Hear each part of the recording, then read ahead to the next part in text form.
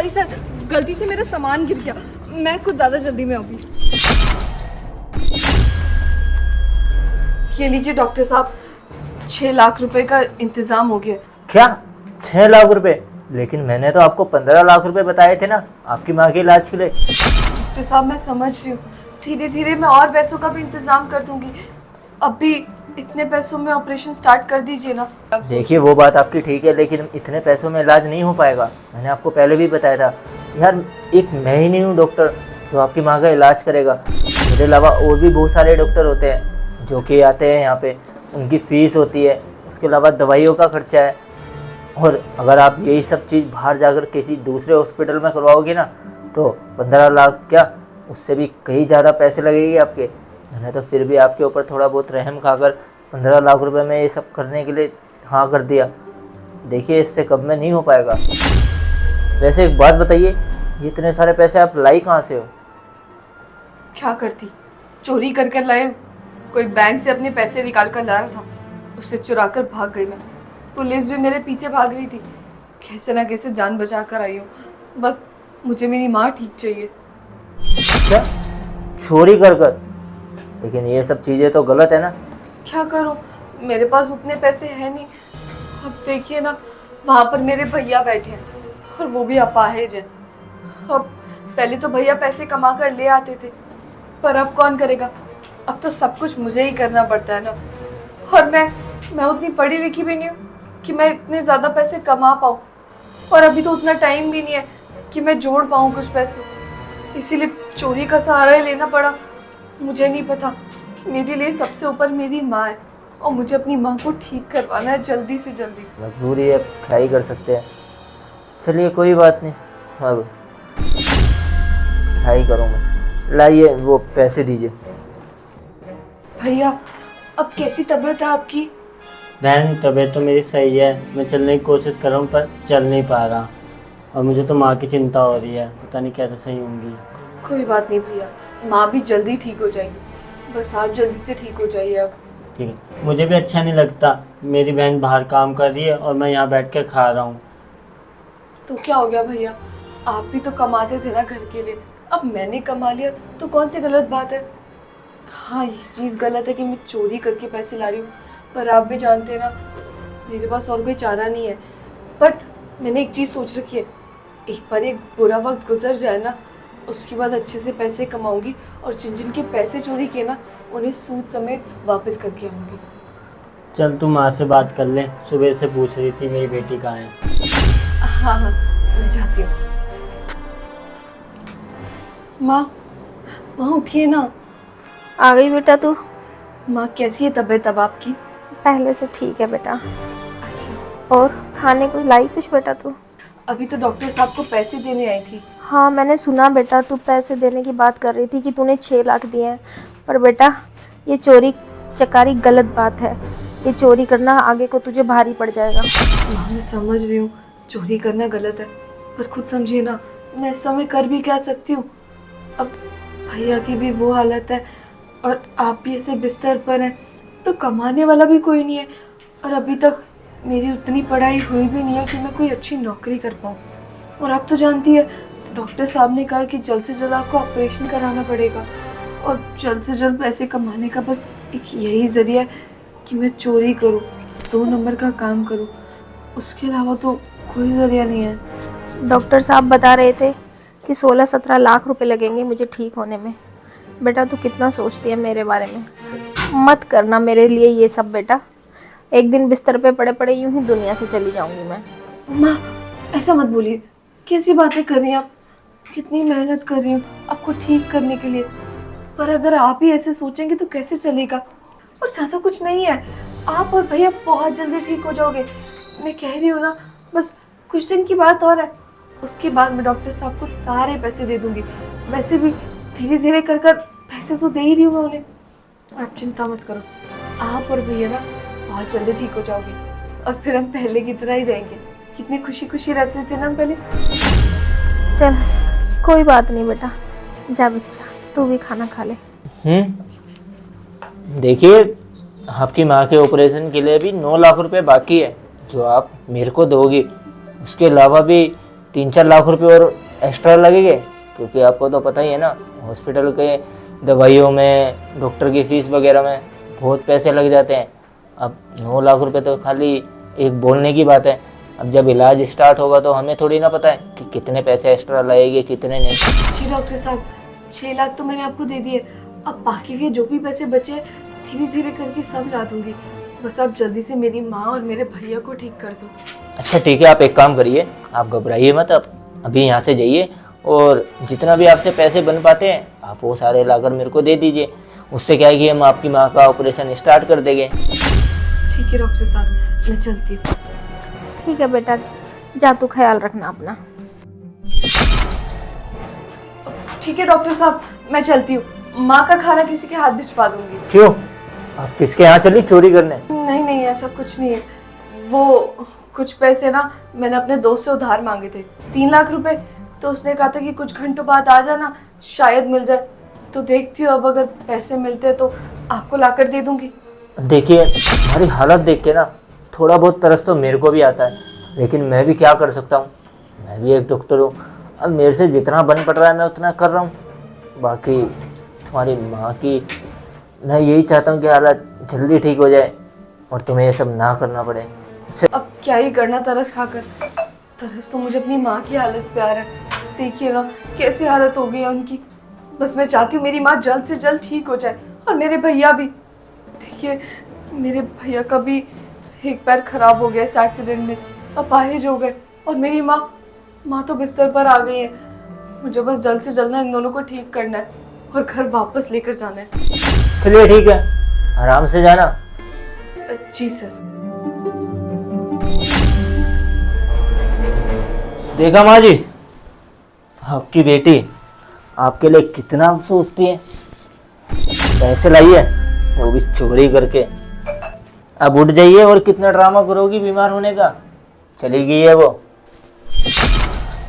हाँ यार, मुझे अच्छा तो बिल्कुल नहीं लग रहा, लेकिन क्या करूँ, मेरे पति को बहुत शौक था 2 बेटे होने के बावजूद भी कि एक बेटी होनी चाहिए घर में। ले आए इसे पकड़ के, खुद तो चला गया किसी और लड़की के पास मुझे छोड़ के, और इस मुसीबत को मेरे पास छोड़ गया। खैर छोड़ो, आज की डेट में मेरे बड़े काम आ रही है ये। देख, मैं यहाँ आराम से खा रही हूँ और मेरा बेटा वो उससे भी ज़्यादा आराम से खा रहा है, और ऐसे में तुम और हमें हमारे अच्छे साथी मिल गए। हाँ, ये तो आपने बिल्कुल सही कहा। क्यों भैया, वैसे और कितना नाटक करोगे लंगड़े होने का। वैसे कुछ भी कहो, एक्टिंग बढ़िया कर लेते हो। लेकिन कभी कभी मुझे तरस भी आता है, ये लड़की है और बेचारी इतना सब कुछ कर रही है मेरे लिए, और मैं यहाँ आराम से बैठ के खा रही हूँ। अरे तो क्या हो गया, आप क्यों इतनी चिंता कर रही हो। आपकी कौन सा सगी बेटी है, अब पैसे लेके आ रही है चुरा के, तो लाने दो ना। आपका क्या पड़ा है, अगर कल को फंसेगी भी तो वही फंसेगी ना, आप कौन सा फंसोगी। और वैसे भी एक बात बताऊं, अभी तक आपकी बेटी कम से कम 20 लाख रुपए के आसपास ला चुकी है, और अभी मैंने 9-10 लाख रुपए और बोला उसे लाने के लिए। इतने पैसे हो गए, आपकी तो चांदी है। हॉस्पिटल में बैठे बैठाए मजे कर रही हो और पैसे कमा रही हो, वो अलग। और जब तक वो ला के दे रही है ना पैसे, जब तक मजे करो, उसके बाद पता नहीं पैसे आए या ना आए। नहीं, ऐसा नहीं है, तरस तो आता है। लड़की है, चोरी कर रही है, पता नहीं कहीं फंसा गई तो हमारा नाम ना आ जाए उसके बीच में, और हम लोग सब कभी हमारा भांडा ही फूट जाए। अरे देखो, मेरी चिंता तो आप छोड़ दो, मैं तो डॉक्टर हूँ, मैं कैसे फंसूंगा। मैं तो यहाँ पे आपको इलाज कर रहा हूँ ना, आपकी बेटी की निगाह में। और वो इतनी बेवकूफ़ है, उसे एक बात समझ में नहीं आ रही है कि ऐसा कौन सा इलाज है जिस इलाज में इतने सारे पैसे लग रहे हैं। और चलो अच्छा ही है, बेवकूफ़ है, जभी तो हमारे काम आ रही है ना, तभी तो हम उसे बेवकूफ़ बना बना कर ऐसे पैसे हट रहे हैं। अगर समझदार होते तो इतना कुछ थोड़ी ना कर पाते इसके साथ। क्यों, सही कहा ना मैंने। वैसे मेरे एक बात समझ में नहीं आई, आपने अभी बोला कि आपके पति और किसी के साथ रहते हैं, ऐसा क्यों?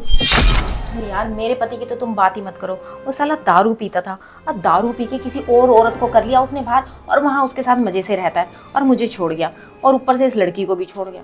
ये लड़की को छोड़ गया तो ये तो मेरे लिए फ़ायदे की बात हुई। आज ये कमा के दे रही है और मैं मजे से बैठ के खा रही हूँ। चलो ठीक है, इन सब बातों से मेरे को क्या लेना देना।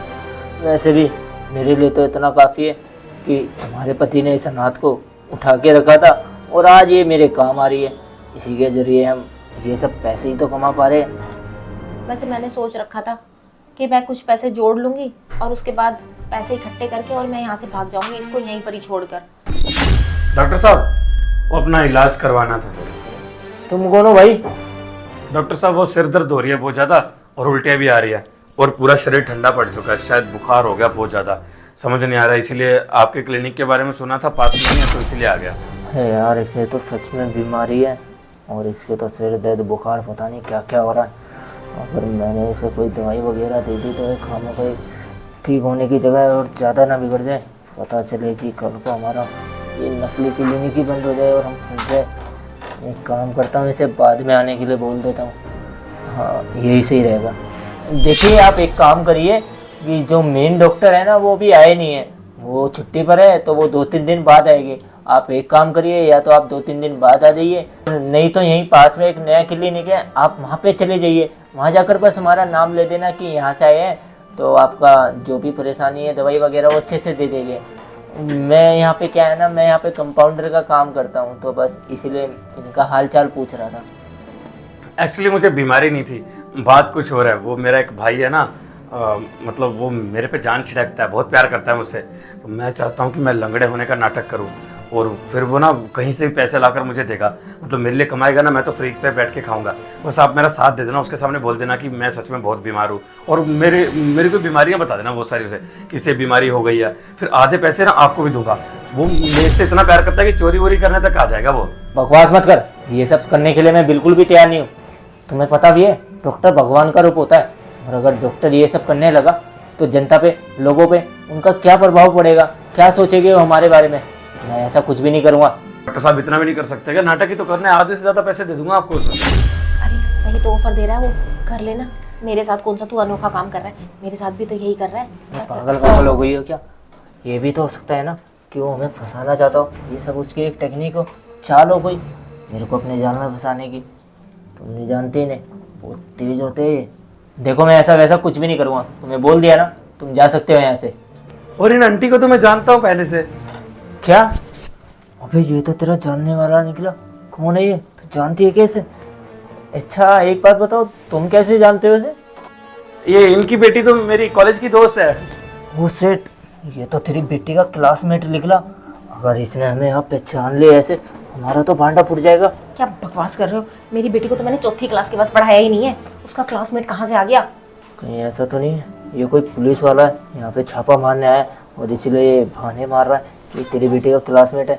हो भी सकता है, पता करो। कोई बात नहीं, तुम रुको, मैं इससे अपने तरीके से बात करता हूँ। हाँ भाई, तुमने क्या बोला? तुम इनकी बेटी के क्लासमेट हो, लेकिन आंटी जी तो बता रही है कि उनकी बेटी 4th के बाद कभी पढ़ी ही नहीं आगे। वो तो 4th में दोस्त थी मेरी, वो और क्या। अच्छा, क्या बकवास कर रहे हो यार? एक बात बताओ, 4th क्लास में थे तुम इनकी बेटी के साथ और अभी तक तुम्हें ये सारी बातें याद है? और तुम कितने बड़े हो गए, हमें तो ये याद नहीं रहता कि हमने कल क्या सब्जी खाई थी क्या नहीं, और तुम्हें 4th क्लास की सारी बातें याद है कि तुम इनकी बेटी के साथ पढ़े थे और ये उनकी माँ है। तुम्हें कोई फोटो वगैरह दिखाई थी इन्हें? ठीक है, एक शख्स से मिलवाता हूँ। अंकिता, इसको जानते होंगे ना आप? मतलब इसके साथ भी ये सब किया था, तो मेरे साथ क्यों नहीं कर सकते? क्या मतलब है तेरा? क्यों आंटी जी, शर्म नहीं है ये सब करते हुए? ये सब काम अपने बेटे से करवाती ना, उसे क्यों बिठा हुआ है यहाँ पे लंगड़े का नाटक करके, और खुद भी ये सब नाटक कर रही हो? उस बेचारी को ये बात पता भी नहीं थी। वो तो अच्छा हुआ आज मैं बाइक पे खड़ा था और मेरे पास आकर टकरा गई, और मैंने इतने सारे पैसे देखे और हड़बड़ाई में देखा तो मुझे लगा पक्का लड़की बेचारी परेशान है, इसलिए पीछा किया। और यहाँ पे आकर जब तुम्हारी बातें सुनी तब समझ में आया कि तुम कितने गिरे हुए लोग हो, और तू डॉक्टर होने का नकली नाटक करता है। हाँ, मुझे इतना पता है कि तू असल में डॉक्टर है, लेकिन तू बाकी डॉक्टरों को बदनाम कर रहा है। सोच, जो सच में डॉक्टर है, जो दूसरे का भला चाहते हैं, उनका क्या होगा? अगर तेरे पास कोई आके सच में इलाज करवाएगा और उसके बाद ऐसी धोखाधड़ी करेगा तू, तो लोग विश्वास हट जाएगा उनका बाकी डॉक्टर से भी। तेरे जैसे डॉक्टर की जरूरत नहीं है। और आंटी जी, आपने बिल्कुल नहीं सोचा उसके बारे में। आपकी सगी बेटी होती तो ये काम करवाते? सोचिए वो कितने प्यार करती है आपसे, आपको ठीक करवाने के लिए वो बेचारी चोरी करने पे उतर आई। उसने ये नहीं सोचा कि क्या होगा उसका, उसने सिर्फ इतना सोचा कि आप ठीक हो जाओ। आपको जिंदा देखना चाहती थी अपनी आंखों के सामने। उसने 10 लाख का 10 लाख ला के दिया, 20 लाख का 20 लाख लाने के लिए तैयार थी, और आपने इतना गंदा फायदा उठाया इसका। मुझे अब समझ में आया। आपने कहा था ना कि आपका पति आपके साथ नहीं रहता, दूसरी औरत के साथ शादी करके रहता है। इसमें उस पति का दोष नहीं होगा, आपका दोष होगा पक्का। क्योंकि मैं इतना जानता हूँ, वो शख्स कभी बुरा नहीं हो सकता जो एक अनाथ बच्ची को घर में लाकर पाले। आपके पति की गलती नहीं थी इसमें, आपके दिल में खोट था। और उससे अच्छा इसको रोका क्यों? जाने देती पति के साथ, आज कम से कम बेचारी सुख तो होती। आपने चौथी क्लास में उसकी पढ़ाई छुड़वा दी और यहाँ पे उसका सुख चैन छीन लिया आपने, और आज उसकी जिंदगी बर्बाद करने पे तुली हो। क्यों? अपनी जिंदगी सुखमय बनाने के लिए। आंटी जी, माँ ऐसी नहीं हो सकती। किसी ने सच कहा है, जो अपनी माँ होती है ना, जो हमें पेट से जन्म देती है या फिर जो पालती है, वो कभी ऐसा नहीं सोच सकती। लेकिन आपने कभी इसे अपनी बेटी समझा ही नहीं। आपको तो बस आपका बेटा प्यारा था, भले वो आपको सुख में रखे या ना। अब इतना सोचिए ना, आपका बेटा आपसे इतना प्यार कर रहा होता ना, तो आज जॉब करता, पैसा कमाता, आपको सुख में देखना चाहता। लेकिन यहाँ पे आप नाटक भी कर रही हो। तो क्यों कर रही हो? क्योंकि आपके पास पैसा नहीं है। क्यों? लंगड़ा बनने में मजा आता है। अगर भगवान ने जिस दिन सच में बना दिया ना, हाथ पैर काट के ऐसे रख दिया ना, तब समझ में आएगा। भगवान ने जो चीजें दी हैं ना, उनकी इज्जत करो। और वो इंसान है, कोई जानवर नहीं है। जिस तरीके से उसके साथ बिहेव कर रहे हो तुम लोग, कोई बात नहीं, तेरा क्लिनिक तो बंद होगा, सस्पेंड होगा तू भी। और हाँ, आप आंटी जी, आपको सजा जरूर मिलेगी। और आप डरना मत, कोर्ट में इनके खिलाफ गवाही जरूर देना। मुझे पता है आप इनसे प्यार बहुत करती हो, लेकिन इन्होंने जो किया वो बहुत गलत है। बेटा मुझे माफ़ कर दियो। पता नहीं मेरे आंखों पे कौन सी पट्टी बन गई थी जो मैंने तुझे इतना दुखी रखा। बस बेटा, आज के बाद ऐसी कोई गलती नहीं होगी। प्लीज़ मुझे माफ़ कर देना। माफ कर दो? बिल्कुल नहीं, मैं तो आपको बिल्कुल माफ नहीं करने वाला। आपने जो किया वो बहुत गलत है आंटी जी। रहने दीजिए ना प्लीज, इनके खिलाफ पुलिस कंप्लेंट नहीं करना चाहती मैं। जैसे भी है तो मेरा परिवार ही। अब अगर इन्होंने मुझे अपनी सगी बेटी नहीं मारा, मैंने तो उन्हें अपनी माँ से ऊपर का दर्जा दिया था। और मुझे लग रहा है इन्हें अपनी गलती का एहसास हो गया। ये गलती तो सबकी माफ कर देनी चाहिए ना। माँ प्लीज, आप आज के बाद ऐसा कुछ नहीं करेंगी। मैं नहीं चाहती आपको ऐसे जेल में देखना। अगर आप उस मुसीबत में रहेंगी तो आपको लगता है क्या मैं यहाँ आराम से रह पाऊंगी? 24 घंटे आपके बारे में सोचूंगी और यही सोचूंगी कि मेरी वजह से आप आज उस हालत में हो। देख लिया आंटी जी, अपनी और इसकी सोच में वो भले अनाथ थी, लेकिन उसने आपको अपना माना। लेकिन आप देखिए, उसे अपना होते हुए बेगाना कर दिया। चलो कोई बात नहीं, अगर आपकी बेटी ने कहा है तो कोई बात नहीं, यहाँ पे पुलिस केस नहीं होगा। बस आपसे इतनी उम्मीद रखता हूँ कि आज के बाद आप ऐसा बिल्कुल नहीं करेंगी और पत्थर दिल नहीं बनेंगी। दोस्तों यार, शेयर का बटन वीडियो से शेयर कर दो, हमारे पेज को फॉलो कर दो। फॉलो और शेयर करे बिना बिल्कुल मत जाना। प्लीज़ प्लीज़ प्लीज़ शेयर कर देना वीडियो को, प्लीज़ यार, और फॉलो कर दो। Love you all.